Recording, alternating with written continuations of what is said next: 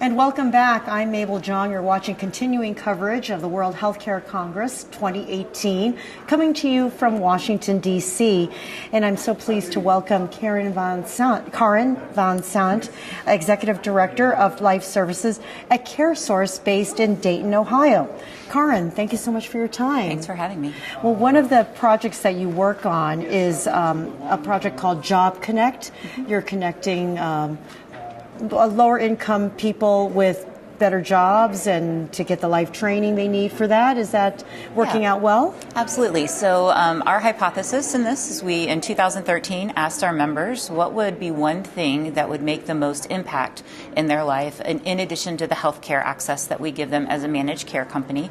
And they said, help me find employment. Ohio entered into the recession, like many Midwestern states, prior to the recession.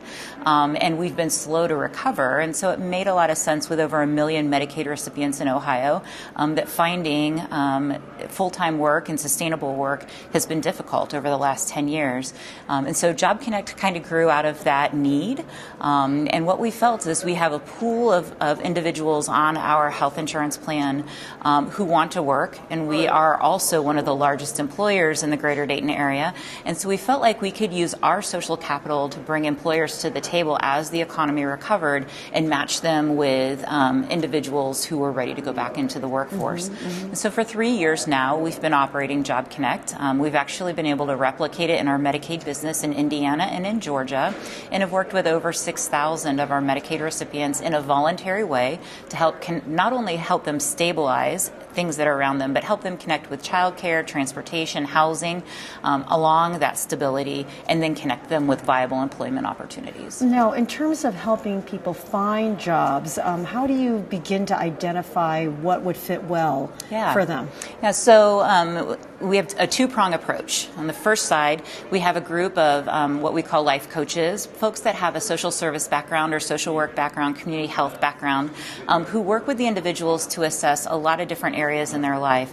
Typically, managed care organizations will assess your physical health. They may assess some of your behavioral and mental health, but to actually ask questions around childcare, transportation, work experience, education level, those aren't typically questions that you would find in the healthcare setting. And so as we ask members these questions, we get a really good overview of the things that they have going well for them, as well as any obstacles or barriers that they need to overcome. The second side of that is we've cultivated relationships with over 200 employers in our markets who right now are seeking lots of employees. And we get to really understand what are the positions that they're looking for, what kind of work environment would our members be going into, and then we start the matching process. We kind of talk about it like, just like a dating service would be, is we have members who want to work, we have employers that want to hire people, and how can we use our data analytics and our support systems to be able to bring those two things together. How successful is the program?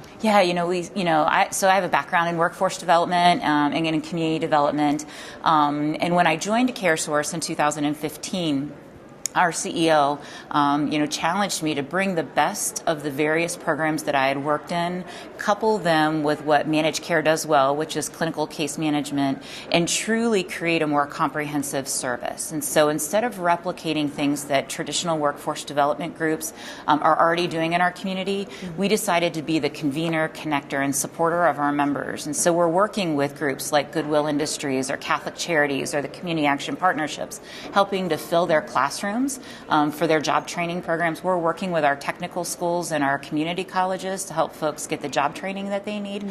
But what's missing between those programs is that coordinated care. So much like a clinical care manager will help a person navigate the complex systems of healthcare, we've leveraged that platform and expanded our purview to help folks really navigate the really complex systems of social resources. When we spend our time and efforts doing that, what we found is that from the first meeting with a member, 92% of our members actually come back for the second meeting and stay engaged with us. 40% of them are moving into an employment within a 2 to 3 month period of time. And of those moving into employment, 85% are staying in employment past 90 days. Wow, that is impressive. Very encouraging data. How is the program funded? So we decided at CareSource to self-fund. So we're a nonprofit managed care plan. Our foundation funded our first year. And we, again, have a multi-pronged approach to go after the funding. One is in kind of the advocacy realm. We're working to look at waivers, 1115 waivers or waiver status across social service programs. We are still self-funding a portion of this, but we've been very successful in getting social service dollars. So we are now a recipient of HUD dollars, some general revenue funds in Ohio, as well as Department of Labor dollars that will help us fund the program. Now, what are you doing better today than when you first started? Yeah, so as we've worked with some of our other health partners and plans across the country, I think we're all encouraged that you can't have the perfect plan before getting started, that you really need to kind of dive in. And there's definitely been some things that we didn't kick off in the right way. I think that 3 years into this program, the way in which we use data has significantly changed how we can really target our populations to make sure that we're finding the most engaged participants, those that we're now using social determinant data, some data sets in that are showing folks that have either completed education or not, so that we can make sure to get the right message out to them. And then I think the third thing that we've done is we've really been able to, through some of the funding opportunities that we have outside of Medicaid, really start to build different pipelines or different population continuums so that those with behavioral health or severe mental illness versus those that have a criminal justice background versus those that are pregnant moms have similar types of services but are really targeted at what their specific needs are in those population streams, and that we're focusing our efforts on building the right kinds of supports around our membership.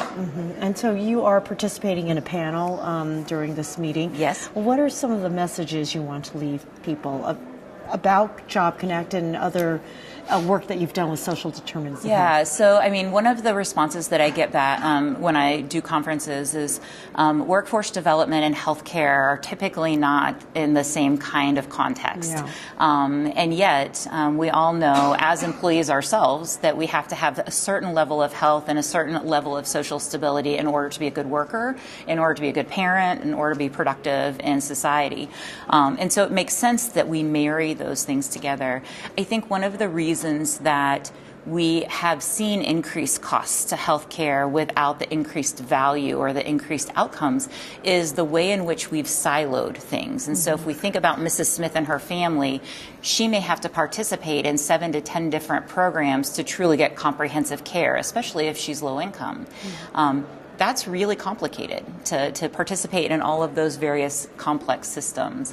In the panel discussion today, they asked each of the panelists to wrap up with where do we think that the conversation around social determinants will be in the next 3 to 5 years.